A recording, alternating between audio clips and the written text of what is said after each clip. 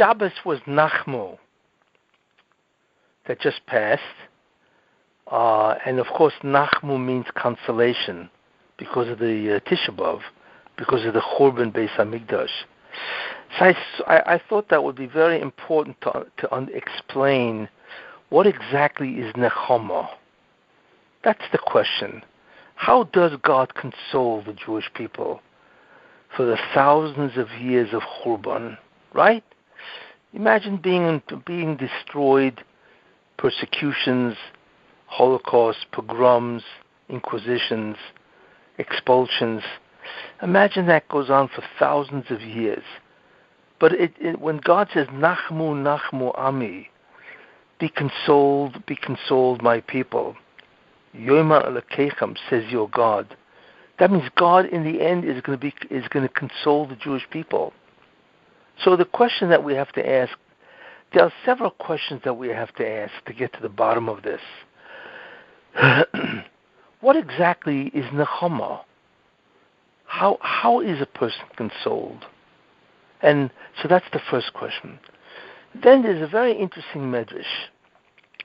Okay, it says in the medrash that at the end of time, it says the Jews, after everything is over, the exile is finished, and then you have the Mashiach, right? And then it says that the Jews will not be consoled because they've been suffering for thousands of years. Not only have they been killed and murdered and brutalized, but they have been shamed, embarrassed. They have been treated as if they're garbage. And we know that goes on and on. And then of course what the Nazis did is unbelievable. Made lampshades out of their skin, ashes, soap, etc. So it says that the Jewish people will not be consoled. So God is going to say to Avram Avinu, go and console the Jewish people. And Avram Avinu is going to go, and he's going to quote this. So the Medrash quotes a pasuk. He tries to console them. But guess what? The Jews are not consoled. So then he turns to Yitzchak. God turns to Yitzchak. And he says to Yitzchak, go console my people. Right? And he tries, and he fails. And then Yaakov. Then he turns to Moshe Rabbeinu, fails. Aaron HaKohen fails. Then you have David HaMelech, you have Shmuel HaNovi. It's like a who's who in Jewish history, that God turns to them and says, I want you to console the Jewish people. But none of them can. So then God says, okay, if you can't, then I will. I will console. And that's why it says, Nachamu, Nachamu, Nahaftara. Be consoled, my people, Ami, my people. And of course, God is successful. So the question that we must ask ourselves is, what does God do that they don't do? These are great people. And if they couldn't console the Jewish people, then what does God say that consoles them, comforts them? You see? That's a very important idea. What is it that God does that works? That is the question. So that's a second question. What does God do that works, that actually consoles the Jewish people for all the thousands of years of terrible slaughter and Churban and so on? So that's the second question that we have to ask ourselves. Then we have to ask ourselves in general. It says, Nachamu, Nachamu, Ami. Be consoled, my people. Why does God say Nachamu twice? Right? God doesn't stutter. So what do you mean be consoled, be consoled? You say it once, Nachamu, Ami, be consoled, my people. So that itself is, you have to ask yourself, why does the pasuk use a double lashon? What is the secret? Or what is being hidden in a double expression of consolation? And then it says, now if God says consoled, then that's midas harachamim, which means that is the attribute of mercy. But it says, Yomer Elokechem, says your God. And the word that they use for Elokechem, of course, is Midas Hadin, Elokim. So how could Midas Hadin console anybody? Why doesn't it use Yud Kei Vav Kei, which is the four-letter name of God? Why doesn't he use that name to console the Jewish people? Okay, so we have a whole series of questions, you see. But in the end, everything boils down to what is really the true consolation for the Jewish people? How do you console people that have grieved for thousands of years? That is the question. Okay? And obviously that is critical for the Messianic era, because you can't enjoy a Messianic era if you're not consoled, you see. It means that if you're grieved and pained by the thousands of years of Jewish history, and remember one thing, that we're talking here not only about Mashiach ben Yosef, we're talking also about Mashiach ben David, when Tchiyat Tamesim, when everybody gets up from the dead, you see. When everybody gets up, they're all going to remember everything, because you have people getting up from the dead from people who died 2,000 years ago, you see. So how can you possibly have a Messianic era, right, when everybody's going to walk around in grief, because people cannot forget the terrible oynish, the terrible, afflictions and sufferings that the Jews have gone through for thousands of years. So what kind of a Messianic era will it be? You see what the question is? So it's not only that people need to be consoled. We are talking about an era that everybody's going to get up from the dead and all going to remember what happened to them. So instead of being a time of tremendous pleasure and hano and benefit, tremendous excitement and joy, everybody's going to walk around with a terrible sense of grief. It's almost like that'll be a Tisha B'Av, because everybody wakes up, to what they went through. So obviously, the concept of Nachamu, or consolation, is critical for a Messianic era, you see. And what I'm really talking about is now, we're going to be entering a Messianic era shortly, What kind of an era is that going to be if everybody's going to remember all the butchery, the murder, the killings, the terrible insults, and so on? Therefore, what is critical to a Messianic era is Nachamu, is consolation. So that is the question. What is the consolation? And God applies it, because nobody else could. So the question is, what does he say, and how come they couldn't say it? Okay, everybody got those questions? Very important ideas. Well, where do we find an answer to this? Well, there's a very interesting Gemara. It's at the end of Masechet Makot. Okay? It's a very fascinating story. And in this story lies the secret of the Nechama. Where's the story? Okay, I'm going to read this story to you. Everybody, please listen. Shuv Pam Achat. Again, it happened. Hoyo Oilin Yerushalayim. They were coming up to Jerusalem. Who is coming up to Jerusalem? So you had Rabbi Akiva, right? Rabbi Yoshua. Rabbi, can you talk a little louder, please?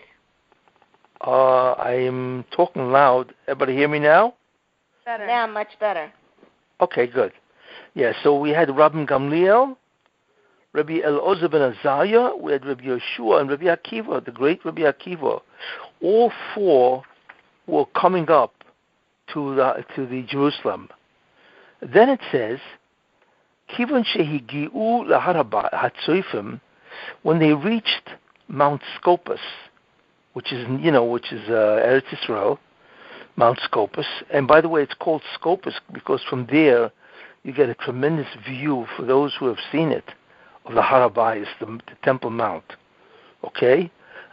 So it says when they reached the Har Tzoifim, when they reached the mountain, Mount Scopus, Koru Bigdehem, they ripped their clothing because they were looking at the Churban. So obviously they ripped their clothing. Okay? Then it says, Kivon shehigiu laharabayis, but they kept walking, and then they reached the Harabayis, which is the temple itself. Then all of a sudden, Ro'u Shuol, they saw a fox. Sheyotzu mibeis kodeshei hakodoshim. They saw a fox that came out of the Holy of Holies. Now remember, the Holy of Holies was the holiest place on earth.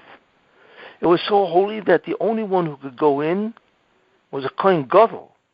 And even a Kohen Gadol can only go in once a year on Yom Kippur. Even Malachim, angels, could not go into that place. So now it's all desolate. It's all broken down, right? And all of a sudden, they're looking at the Harabayis, and they see a fox comes out of it, you see, which is amazing, that a fox comes out of the Holy of Holies. Imagine that. So then it says, Hischilu, they, who's they? Ram Gamliel, Rebbe Ozer ben Azariah, and Rabbi Yeshua, Hein Boichen. They started crying. Could you imagine the destruction where you see a fox coming out of the Holy of Holies? But then it says, Rabbi Akiva mitzachik. Rabbi Akiva was laughing. Or maybe it's better to say he was smiling. That's quite unusual. Imagine all three of these great rabbis. They're all crying. And Rabbi Akiva is smiling or laughing. So, Omruloi, so they said to him, why are you laughing? Because they were crying. So Omar Lahem, Rabbi Akiva said to them, you're asking me why I'm laughing. Why are you crying? So they said to him, Mokum shekosav boy, a place that it is written about it. And remember, this is a Kodesh HaKadoshim. V'hazor hakorav yumos, that any stranger, not the Kohen Gadol, that enters this place, right? And now v'achshav, and now shvolim holchu boy, now we see foxes coming out of it. We shouldn't cry, right? In other words, of course we should be crying. Omalahen, so Rabbi Akiva said to them, Lokach ani mitzachek, and therefore that's the very reason. In other words, that you're crying. That's why I am laughing. So he's now going to explain. Dersiv. It says a pasuk. There's a pasuk that says in the Novi, V'yo'ido li, God is saying, V'yo'ido li, I will take to me Edom ne'emonim, trustworthy witnesses. God is saying this before he destroys the temple. Who are they? Uriah HaKohen, Uriah the Kohen, and Zechariah ben Yevorech Yohu. And Zechariah, the son of Yerech Yohu, God says, I'm going to take both of these people as witnesses. So Rabbi Akiva asks, why these two? What does Uriah have to do with Zechariah that God is going to take him for witnesses? Why? Uriah b'migdash rishon. Uriah lived in the first time of the first temple. And Zechariah b'migdash sheni. And Zechariah lived at the time of the second temple. Right? So why does God say, I'm going to take two people, Uriah and Zechariah, both of which lived hundreds of years apart? Why these two? So then Rabbi Akiva answers, Elatola HaKosov Nivu'oso Shel Zechariah. But what happens, you see, so the Pasuk made dependent the prophecy of Zechariah on the prophecy of Uriah. What was the prophecy of Uriah? So by Uriah Ksiv, by Uriah it's written, right? L'chein beglalchem, because, and l'chein therefore beglalchem, because of you. Tzion tisodeh techoresh. Zion will be plowed like a field. In other words, God is saying, that's the prophecy of Uriah, where God says, because of your sins, I'm going to plow Zion like a field, which is the destruction of the Beis Hamikdash. B'Zechariah Ksiv, it says, Oid Yeshu Zekenim v'Zekenois b'Chovos Yerushalayim. There will yet be old people and old men and old women in the streets of Jerusalem. And that is all about what? The Geula, the redemption. So each one prophesied not only at a different time, but Uriah prophesied of the destruction, whereas Zechariah prophesied of the redemption itself. So Rabbi Akiva continues, until the prophecy of Uriah was fulfilled, which is the destruction, means until that happened, I was afraid that the nevuah of Zechariah won't happen, the redemption, it won't happen, because the prophecy of destruction hadn't happened yet. But now, but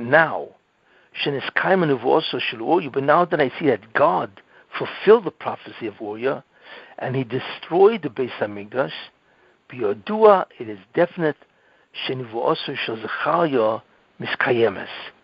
that I know definitely, since God fulfilled the promise that he will destroy the Beis Hamikdash, he definitely will fulfill the what?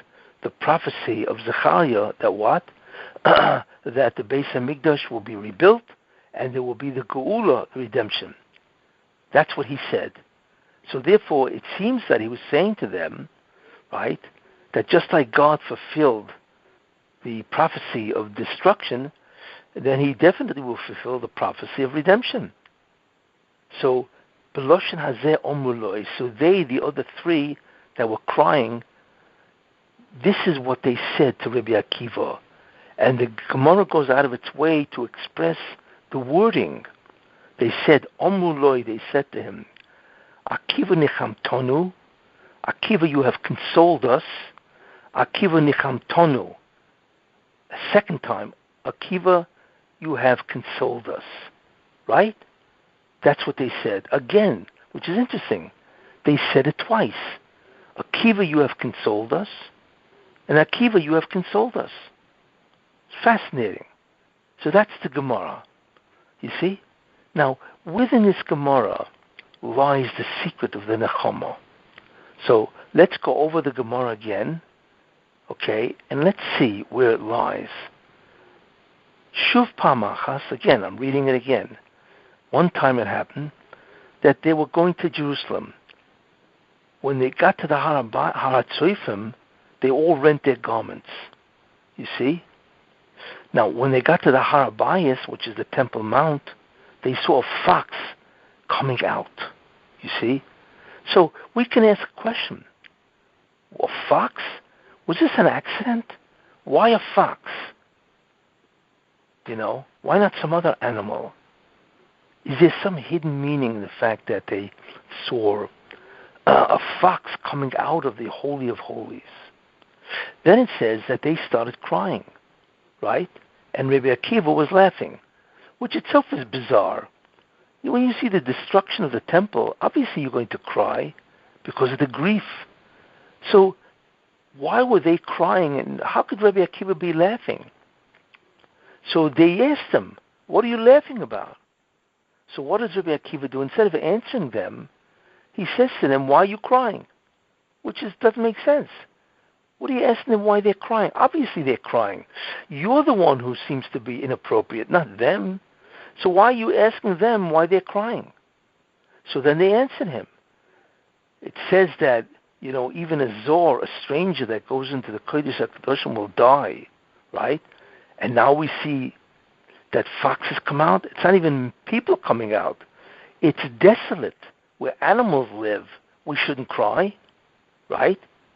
So it's very strange, the conversation that's going on between these three and Rabbi Akiva, you see?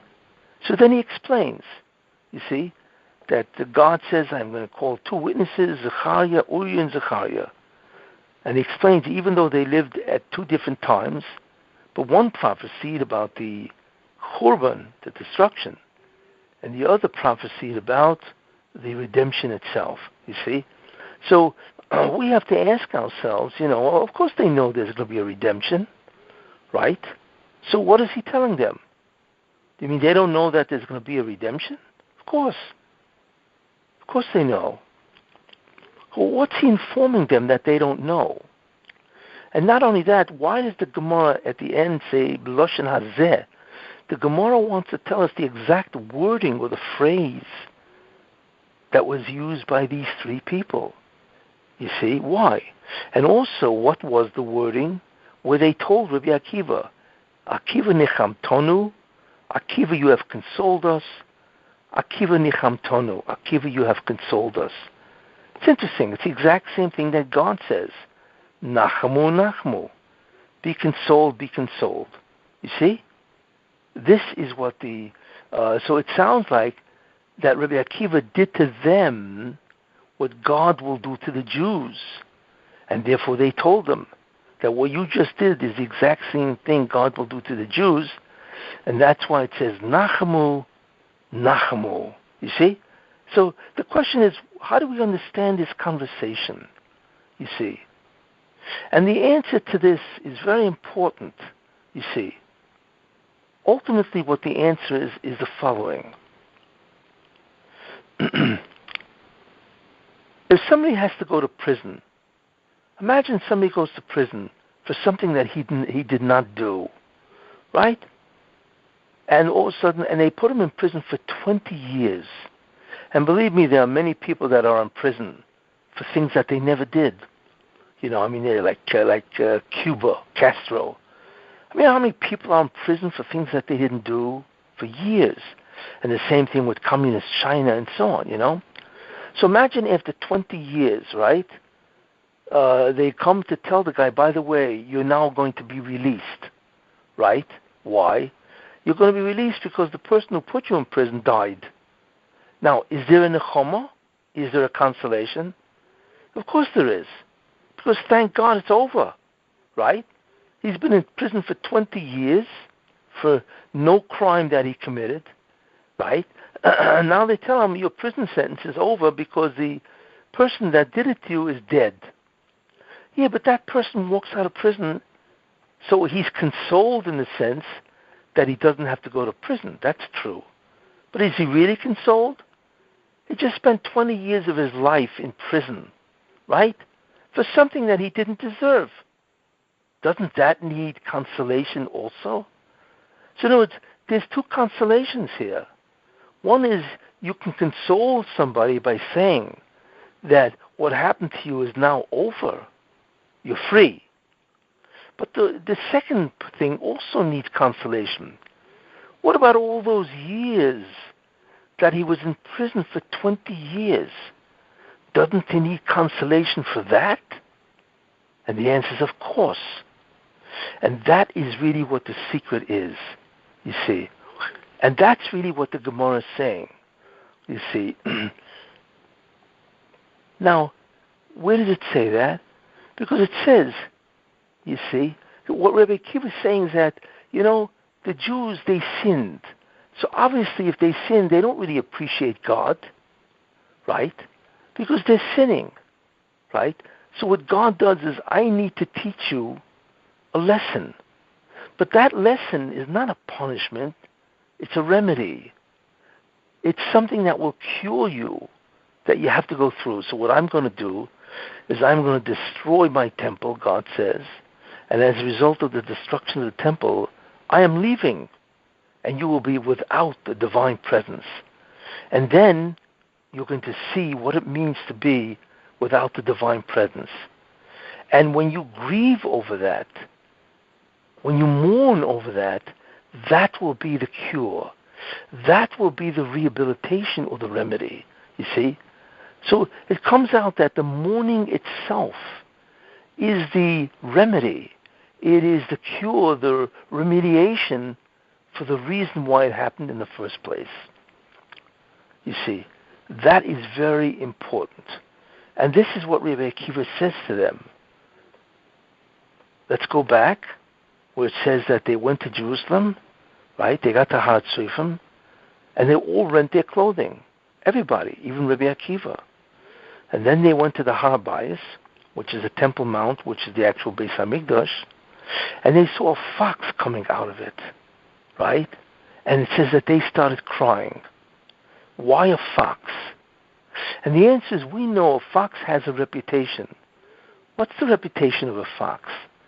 That he's a very sly, crafty animal. So what this meant was, it's like the fox is saying, you're looking at Churban, but really it's not Churban. It is a refuah. It's a cure.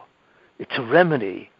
In other words, the destruction is the remedy, right, to the sin itself.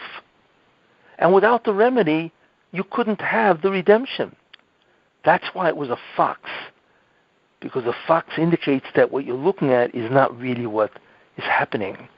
Now, they started crying, and Rabbi Akiva was smiling. Why? Because he was smiling because they were crying. But crying is the remedy. Crying means that they miss God. They miss the Shekhinah. But if that's the case, but that is the remedy, that you miss the Ribono Shel Olam. You see? You miss his presence. So therefore Rabbi Akiva smiled, because he saw that they were engaging in the remedy. But they didn't understand that, so they asked him, what are you laughing at? You see? So he says, well, why do you think you're crying? So they said, of course we're crying, because a place where it says that a zor, a stranger that goes in will die, and now foxes come out, we shouldn't cry? So he says, look, kach, therefore I am smiling, because I see that you are doing the remedy, you see? And therefore I'm smiling, because crying is the remedy. The fact that we mourn is the remedy, you see? And he brings down these two psukim, Uriah and Zechariah, and this is what he says, right? Uriah prophesied in the first temple, but he prophesied on the destruction. Zechariah prophesied at the second temple, but he prophesied when? About the redemption. So here's what Rabbi Akiva said.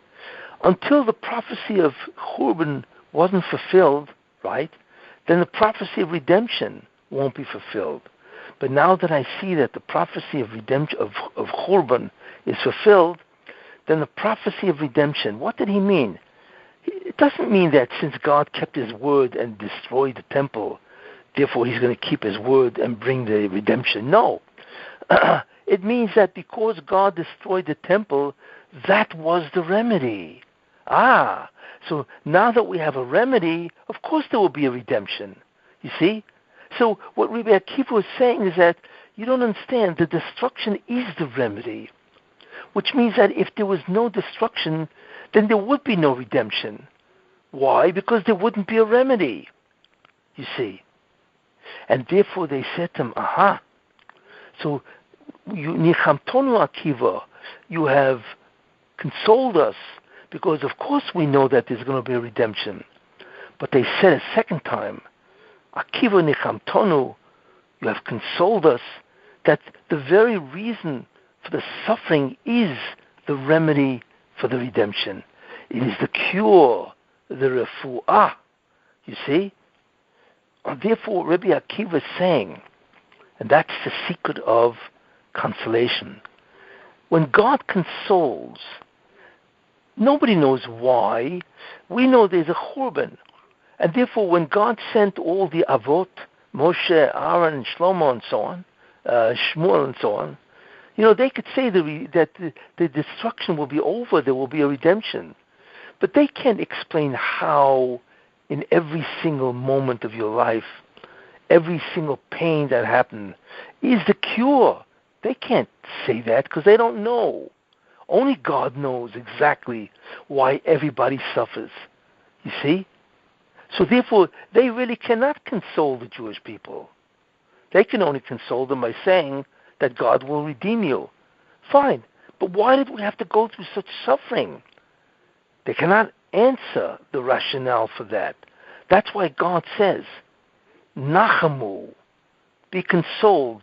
In other words, be consoled that the churban, the persecutions, and all the other suffering, that will end. But Nachamu, be consoled again. Why?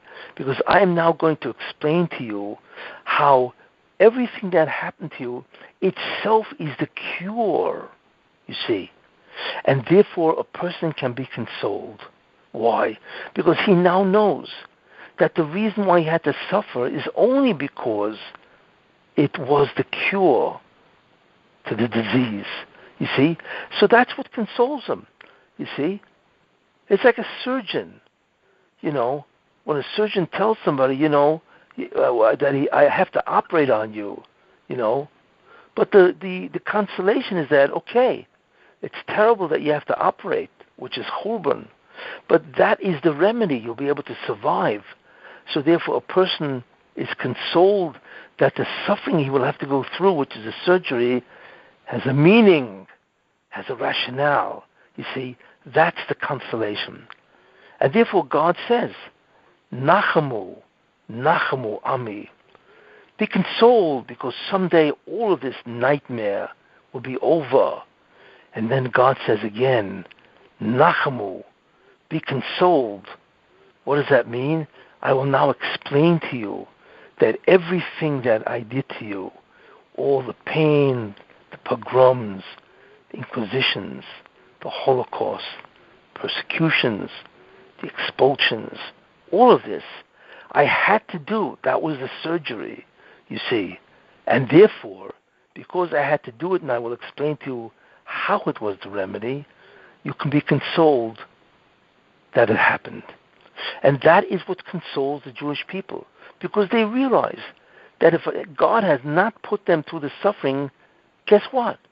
The Jewish people cannot be redeemed, because that's the concept of a remedy.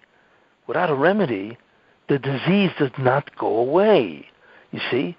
So then what you do is you turn to God and say, thank you. Thank you for giving me the remedy. You didn't have to. It just could have been a punishment. So God says no. And that's the secret of Nachamu, you see. And that's also the secret when it says, Ani Hashem Rifecha. I am God, your healer. Why? Because God is a judge, you see. Now, as a judge, you did something wrong, so you get a punishment. It's not necessary for God, as the judge, to be a healer. He doesn't have to put you through a rehabilitation. That's extra and beyond the concept of justice. But God says, I'm not only a judge, guess what? I'm your doctor, which means I want to restore you to your health. You see? And therefore God has assumed the role of a doctor, that he's going to cure us. That is the Nachamu. That God is not just somebody who abides by justice, you see. God is somebody who's your healer, you see. And that is why we say, Kol milsa di Ovid Rachmona, everything that God does, the tav of it, is only for the good. What does that mean? That means everything that God does is not for punishment. It's really the correct way of seeing anything that happens to you is only the toiva. Why? Because it is the cure. God is acting like a doctor more than he's acting as a judge. You see? That's why we say gamzul toiva. Everything that God does is only for the good. Only for the good. And that's the concept of bitochen, which is very important. Bitochen doesn't mean everything will be good immediately. No, it doesn't mean that. It means that everything is for the purposes of bringing you to an ultimate state of goodness. Total beneficiality. That's what it is. And that's what the concept of bitochen is. That you have to trust God. That whatever he does is only for your good. It's never for an evil or for a punishment. You see, and that's a very important idea. In fact, the one who says everything God does is for the good is Rabbi Akiva, you see. So that's what he was teaching them, that everything, the Churban itself, is only for the good of the Jewish people. Because without the Churban, there's no cure. And that is the ultimate consolation. And that's why God says, Nachamu, Nachamu, be consoled, which means be consoled that someday it will end. But then the question is, okay, so it ends. But what about all the unbelievable devastation and destruction for the thousands of years? So that's the second Nachamu, you see, that because of that, I will survive. Everybody understand that? And I will end with a very interesting story. It's a uncommon story. Everybody heard of Napoleon Bonaparte? Yeah. Right? Yeah, of course, right? You know, one of the French emperor after the revolution, Napoleon Bonaparte. Yeah, he was a very great general, right? Anyway, the story goes as follows. Napoleon Bonaparte, France was conducting a war with another country, you see. And Bonaparte, Napoleon, was at the front lines, and he decided they want to find out the plans of the enemy so they can be anticipated, right, and try to destroy the enemy. So he came up with an interesting strategy. He said he took a general with him, and what they did is they dressed in the garments of the enemy, and they crossed over the river to the enemy territory. Now, where do you find out the plans of the enemy? Well, the best place is you go to a bar that is visited by the soldiers of the enemy, right? So both of them went over the river, and they looked like the enemy because they had the clothing of the enemy, and they go into this bar, right? And the bar is filled with soldiers, you know, the soldiers. And they take a seat in the back, right? Napoleon and his general, right? And they want to hear what the soldiers say. So they hear them talking amongst each other because the soldiers know what they're going to do. So Napoleon is now listening, and he's getting, you know, in advance the plans of the enemy, which is great, right? Then as time goes by, there's a guy sitting at the bar, and then all the soldiers are talking, and this guy turns around, and he all of a sudden looks in the direction of Napoleon, who, by the way, was very short. He looks in the direction of Napoleon and the general, and all of a sudden he says in a loud voice, "Hey guys, that's Napoleon." Can you imagine? So they look at the guy, the soldiers, and say, "What, are you crazy? Napoleon and Napoleon's not going to come to this place. He'd be killed immediately." So the guy says, No, I'm telling you, that's Napoleon. Right? How do I know? Because I was once taken prisoner by Napoleon, right? And through the prison bars, I was able to see Napoleon walk by as he reviewed the troops, you see? And I saw his face. I'm telling you guys, that's him. Could you imagine what Napoleon was thinking? Here, this guy screaming that that's Napoleon. He's in the bar in the enemy territory. He's finished. They're going to kill him, right? Or whatever. Napoleon thought he was finished. All of a sudden, the guy he was with, the general, gets up, and he grabs Napoleon, you know, by his lapel, whatever, right? He grabs him, and he says, "What? How dare you tell me this?" And he takes his fist, and he punches Napoleon in the face. You hear? Mm-hmm. He punches Napoleon in the face, and he starts beating Napoleon. And the other guys are looking, and they're stunned. I mean, here's this guy that Napoleon is with, and he's beating Napoleon left and right. Can you imagine watching this? So all of a sudden, one of the soldiers says, Nah, that can't be Napoleon. If that was Napoleon, this guy would never beat him, right? So what they all do is they turn back to their drink. And guess what? Napoleon and the general, they slink out of the bar. You believe this? They slink out of the bar, of course, right? And they run back over the river back into their territory. But suffering was remedy. What? Wait. Now, the general knew he was finished. Why? He just beat up the emperor. You imagine? He beat up Napoleon, and boy, he really gave him a good beating. So he knew he was finished, you see? So they make their way back to Paris or whatever, right? And of course, the general knew he was finished. I mean, he just beat up the emperor. So what happens? Of course, the next day, a whole contingent of troops enter, or they come to the house of the general, and they say, the emperor wants to see you. You are ordered to appear before the emperor. And he knew it was over. I mean, forget about it. I mean, that's death.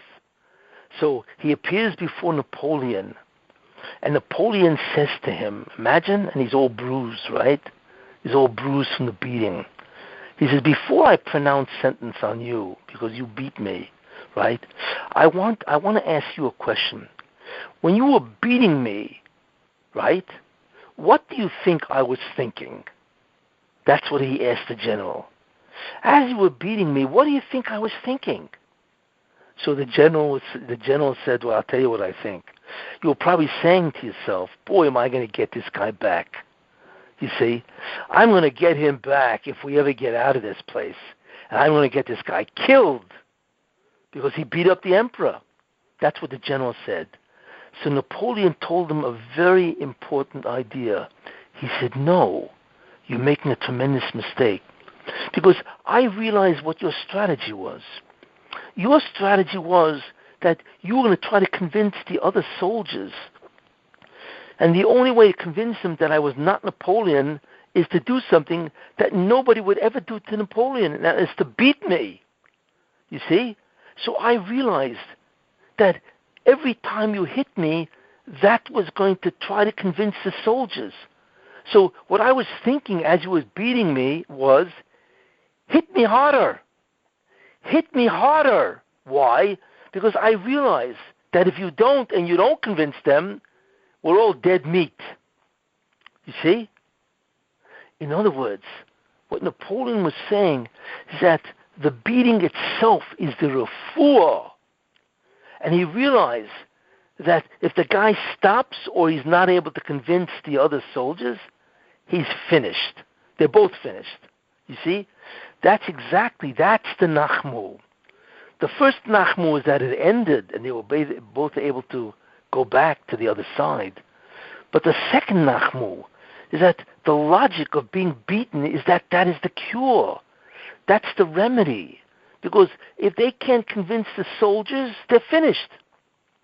That's the second Nachamu. God is going to show everybody, you see, that every single thing that happened to you, everything, you see, is only for the purpose of remedy, for cure. And because of that is why you are zoicha to be redeemed and to live into the messianic era. You see, and that's what God says to the Jews. And he's the only one, because he's the only one that knows why every single thing he did, how it affected the cure. Nobody knows really. Yeah, they can say, of course there's going to be a Geula redemption. But we can't explain to you your entire life, all the difficulties, the sufferings that you went through, all the tsaros and the isurin. Only God. You see? And that's the concept of Nachamu. And that is what the true Nechama is, you see.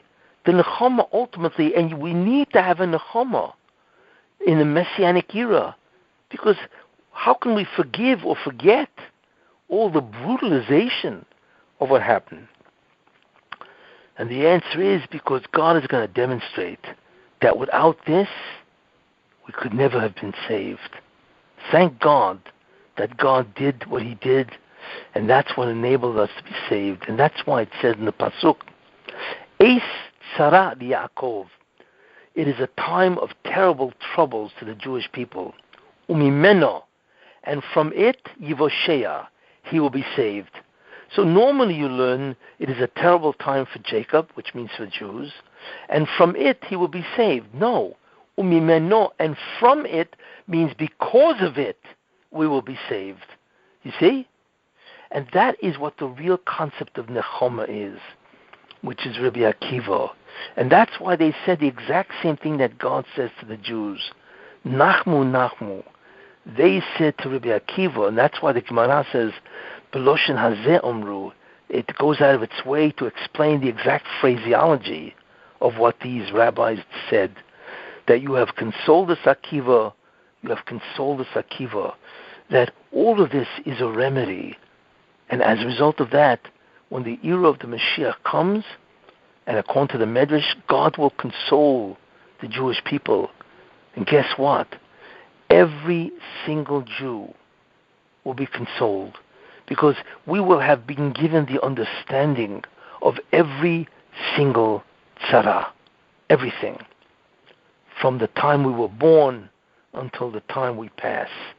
And now all of this is nothing more than the way that God saves us.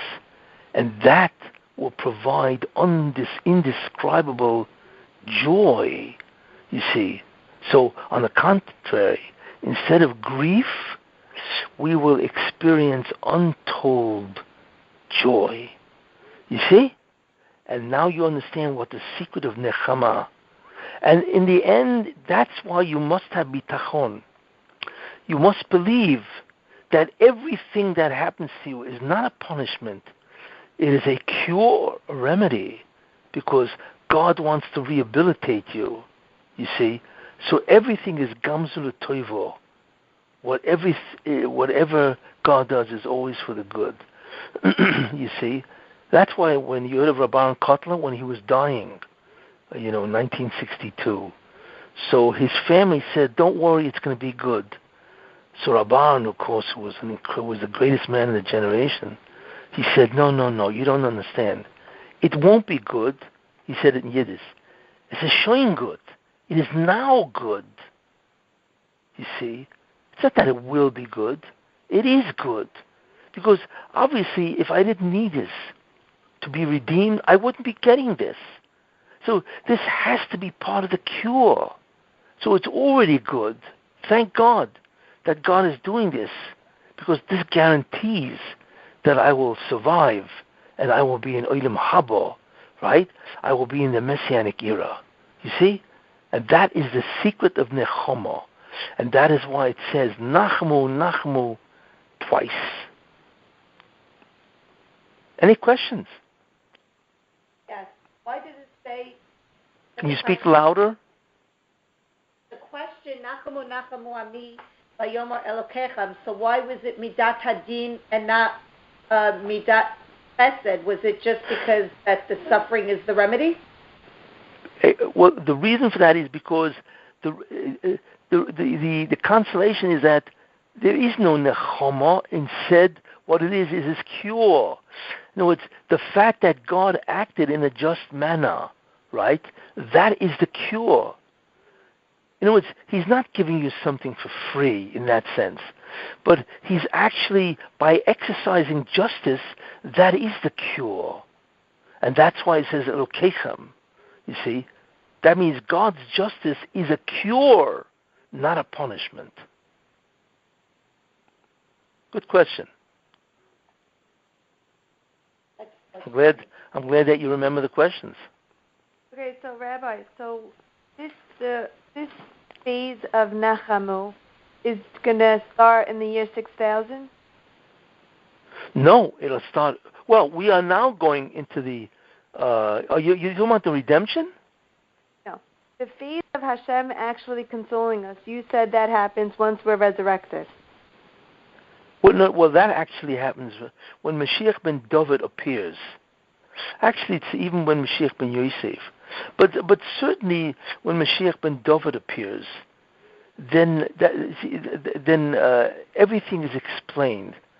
everybody will know exactly what happened to him and why, and how it saved his soul. Yeah, so it really happens in the Messianic era, especially by the Mashiach ben David. I have a question, Rabbi. Isn't it Yeah. after a person dies? What? Isn't it after a person dies, you know the truth of why everything happened to you? You see it when you go up to Olam Haba? Well, that he certainly will know, but he'll know even earlier. He will know in the Messianic era.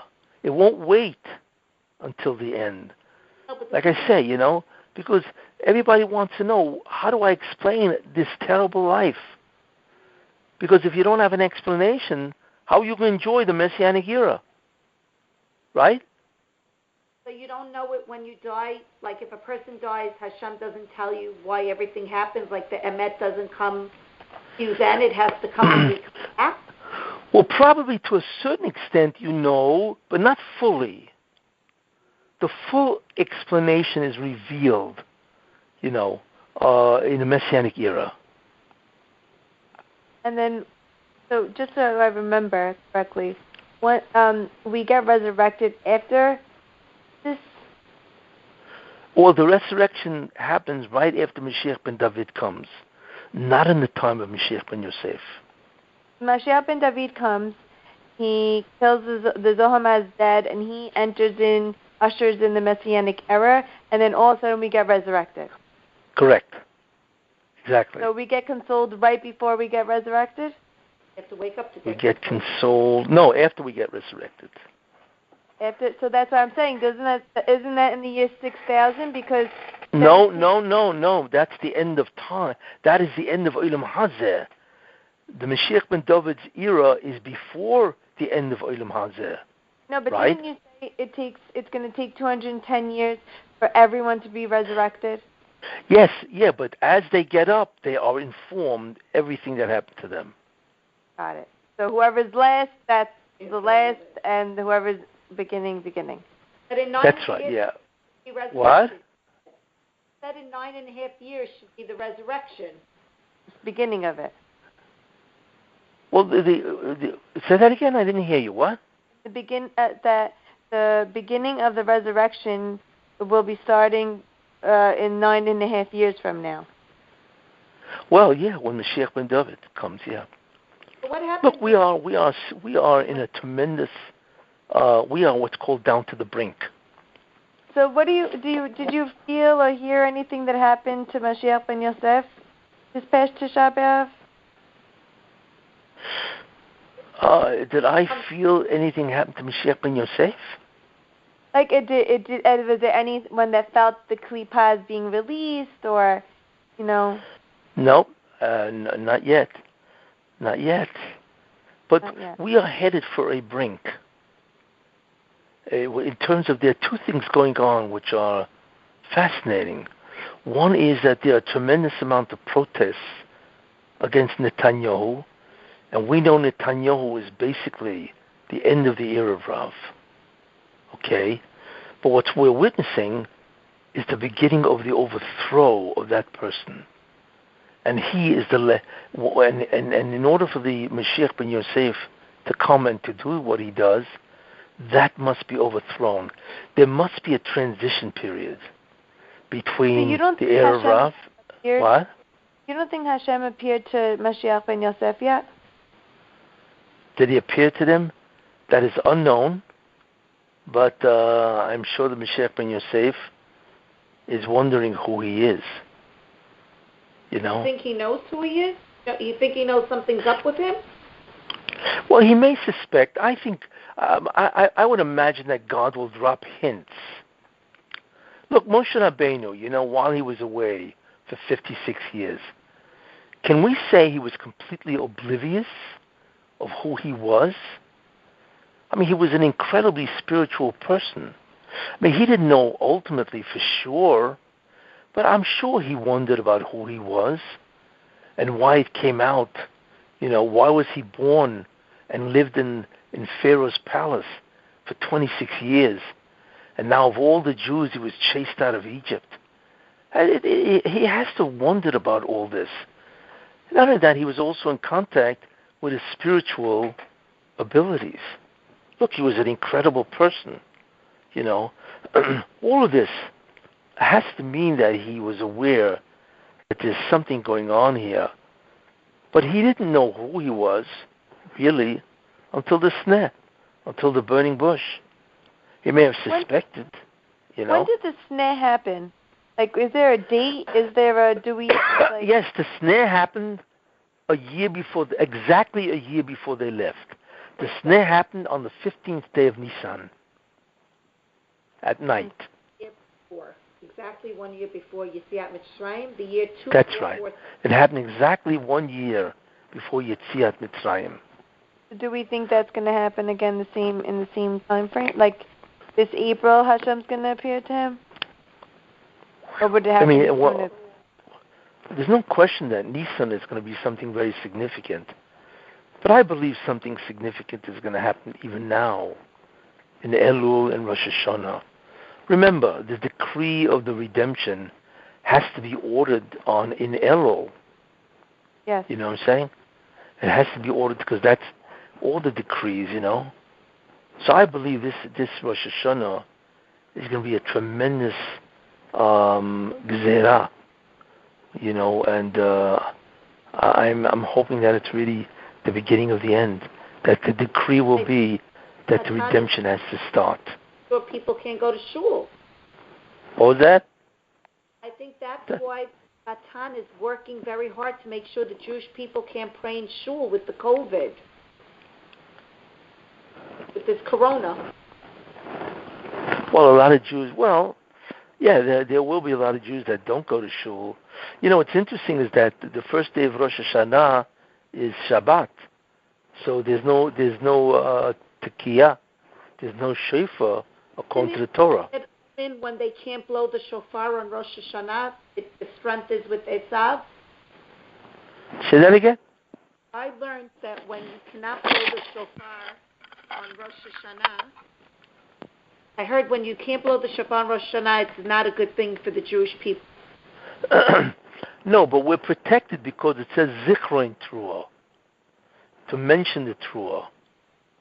That's how Chazal know that they were able to decree that if Rosh Hashanah, the first day, falls on Shabbat, you do not blow, because the Pasuk says, not only blowing shofar, it always says a remembrance of a shofar. That was the illusion that they could do it. I have two questions. One. Yeah. What? My first question is, they say that, I heard that on Tu B'Av, the third Beit HaMikdash is going to get rebuilt. Tu B'Av is on Wednesday. I know. I want to know, right. Is that a real thing? That is, God willing, I don't think this year, but I'm saying in general, that the third Beit HaMikdash is going to be rebuilt on Tu B'Av? That's very possible. Yeah, very possible. Is there any special powers in the day? Well, Tu B'Av is a tremendous day of joy for the Jewish people. First of all, on Tu B'Av, they stopped dying in the desert. Right. So that's a tremendous day of joy, And Tu B'Av also is was a lot of shidduchim, marriages, or guys, met their wives and all that, But Tu B'Av is, but there's another reason for that, because the Satan has control, or he exhibits his power in certain months of the year. Tammuz, half of Av. The other half of Av, which is Tu B'Av, and Elul, his powers wane. You see? It's the same thing. In the early part of the year, right, you have Tevet is his month, because that's the month of Esav, and then half of Shvat. But the other half of Shvat, which is Tu B'Shvat, begins the Shlita, the dominion of Yosef. So you have half Shvat, and then you have Adar. That's Yosef. That's the Mazal of Yosef. The same thing in the summer. Tammuz and half of belongs to Satan. That's why dinim are very bad. Judgments are bad. But in the other half of Av, his power ends. or tremendously diminished. So Tu B'Av begins the diminishment of the Satan, right? And Elul, of course, and then Tishrei, of course. You see? So Tu B'Av is really the end of, in many ways, a severe diminishment of the power of the Satan. Then we should we should, God willing, What? we should be seeing like more of better things in the world for the Jewish people, God willing, like from Wednesday. Well, we are looking at, you should know one thing, which I mentioned in a couple of shiurim ago. There's a concept of the windows and the gates. Right. We are looking at the end, the ultimate, almost closing of the windows. As the Ramchal says in the Maimar Gula, he says that the windows which lets in the divine light is almost closed. If it closed, then the world would cease to exist. So what happens is the windows, that means the hester, the darkness. It's like dark windows, black windows. It closes and closes, right, until there's a nano slit left.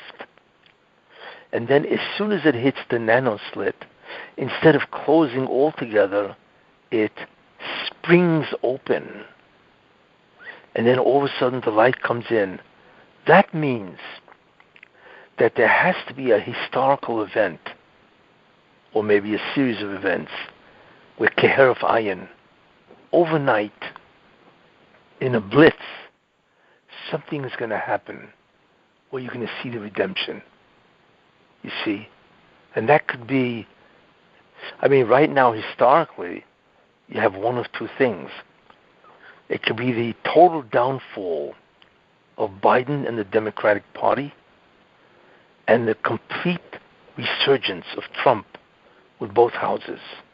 And that's very important for Israel, because he has not finished his job. And the second blitz is the overthrow of Netanyahu. And somebody else will take his place, who I happen to think is Gideon Sa'ar. You see? And that will mean those two events simultaneously happening will be the events that begin the transformation. And that is the windows opening. You know what I'm saying? So the gate opening. It's the gate opening. That's right. Yeah, where the window's shut and the gate opens. Yeah. And that's so right. That's why we want Tu B'Av, so that ushers in. It starts like the beginning of that all good process of. Yes. Yeah.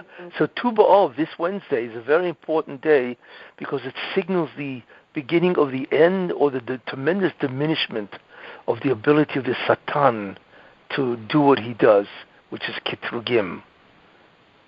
You see, so that's very good for the Jewish people. Tu B'Av is a very good day. Is there anything that you say that we should be saying or praying specifically?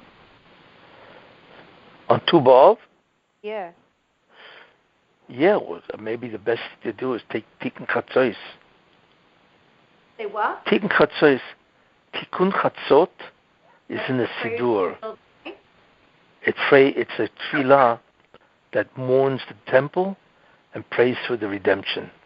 Where do I find this? It's in the Siddur? It's in the Siddur. It should be in your Siddur. It's called Tikkun Chatzot. Oh, I know. I've heard of it. Yeah, it's in every Siddur. It's basically, and I'm sure you have it in your Siddur. Yeah. What time should we read it? Well, what they usually read it is midnight. After Midnight? 12 o'clock. Or night? After Chatzot, which is Chatzot is 1:02 a.m. 1 a.m.? Yeah, because that's when the power of the Satan diminishes, after midnight. That reminds me, like when on Pesach, I woke up at 2 a.m. to say, or whatever time it was, to say Az Yashir Moshe, at the time that they were going through the ocean. Yeah, that's right. So you think that, because now with the whole COVID a lot of the things are going backwards, like they're trying to reclose things again, like we're going backwards. Do you think all that is why is Hashem still keeping COVID around? That's really... Well, look, you have to remember one thing. Look, COVID is a tremendous wake-up call for the world. It's also a tremendous suffering. It's like a complete suffering from the entire planet. Yeah. Everybody's suffering because of this, So we have to remember one thing, that when the Mashiach comes, it's not only the Jews will experience a tremendous joy, so will the world. Because it marks the end of evil, And everybody wants evil in many ways to be overthrown, But look, remember, there are two things that happen in the redemption. One is evil is destroyed, evil is overthrown. That's the first important idea. And the second important idea is spirituality returns, you see. So the world can celebrate. For the Jewish people, it's not only the end of the Zoyamo and the Satan, it's the beginning of the Shekhinah, or the divine presence. For the Goyim, it's the end of evil, you see. So they will also celebrate. But the question is, do they really deserve this? Not really. There's a lot of evil in the world. So in a certain sense, it has to also level the playing field, even for the Goyim, And so therefore you have, it's a global punishment. And it's a wake-up call, What it does is it stops mankind in its tracks. So why do you think it's lingering? Why? Because the punishment is not over. Not over. It's not over. Look, there's a lot of bad stuff out there, And if you think about it, COVID is only around for 4 months? March, April, May, June, July. Yeah, it's 4 months. It's about 4.5 months. It's not over yet, So in many ways, it has to, level the playing field, because even the world, like I say, will celebrate the coming of a Messiah. Everybody's waiting for some type of redemption. People want a redemption from evil or from bad tidings, But for the Jew, it's much greater than that. It's not just the end of evil and the end of suffering. It's also the beginning of an entirely new consciousness of God and righteousness and Kiddusha, holiness, of which we have no idea of what that will be. But whatever it is, it's the light of the days of Bereshit, the messianic light. So, basically in the year to come, God willing, Bezrat Hashem, there are major dates, or I would say points that we should be looking at. You said Rosh Hashanah, Pesach. Yeah, but what happened 5780? But also, Rabbi, what happened So, with yeah, that's a good question. Tafshin Pei. If the Pekidah didn't really happen yet, and the gate didn't open yet in Tafshin Pei, then why was Tafshin Pei such a big year? Well, maybe the Pekidah did happen, except we're not aware of it. You have to remember, when Moshe Rabbeinu saw the sneh, right? The Jews didn't know about it in Egypt. It took them time to go from Midian to Egypt, How long did it take him? And not only that, the Pekidah did not happen. It happened before. It happened when you look at Shemot, where it says, and God knew. Remember, it says, and God heard the cries of the Jews. Remember that? Yeah. And then it said, and God heard their cries, and God knew. Vayed Elokim, and God knew. What did he know? He knew that the time of redemption had arrived. That is the Pekidah. So really the Pekidah preceded Moshe Rabbeinu. You see? And of course the first manifestation of that is Moshe Rabbeinu, who's now assigned the task to redeem the Jews. But the Pekidah happens It's the end of the decree, where God knows that He now has to actively bring the Gula. That is the Pekidah. And that will happen unbeknownst to people. It happens in Shemayim, in heaven. You see? So Tafshin Pei was a year of underground work. Yeah, that's right. Yeah. It's like we're doing the base. So if you're building a home, we're doing the foundation. Yeah, in a certain sense, it is, yeah. Well, think about it, right? What happened in Tafshin Pei? What are some of the world events, right? Corona, the riot. Well, look what's happening. I mean, look at this is all part of a Pekidah. What? Well, first of all, you had the ultimate attempt to impeach Trump. Rabbi. Then you had the COVID. Then you now have the riots. This is all part of the end. And in Eretz Yisrael, they couldn't get a government for 3 times. You know what I'm saying? They had 3 attempts. Right. And Rabbi, last Tisha B'Av, there was foxes roaming around Beit HaBayit. There was? Yes. We have the video. When did this happen? Last Tisha B'Av. Ah, okay. So maybe the Pekidah began even earlier. Animal. What was it called? Yeah, I remember that. Somebody said there were foxes around the kotel. Rabbi Mendel, the video you saw in the class? No. But yeah. Yeah. That was last year, though. It wasn't this year. Yeah. But there's no question that there's something going on. Look, what we are witnessing is abnormal. That's the problem. People keep expecting to see it in physicality, and they're not, and they're getting discouraged. So whoever tells me that, I keep telling them, no, it's the underground work that's going on. There's still... Yeah, that's what I do. Exactly, yeah. Remember, Vayeda Elokim, and God knew, is the Pekidah. But it happened before Moshe Rabbeinu. Right. So, hopefully it happened. Hopefully it happened, last... I personally think it happened earlier. I personally think it happened on Rosh Hashanah. Really? Yes. Not this one, last one. In fact, I'll tell you, I personally think that the Gezerah, again, that's Vayed Elokim, happened on Hoshana Rabbah. It's a big day. The day after. What was that? Hatzara.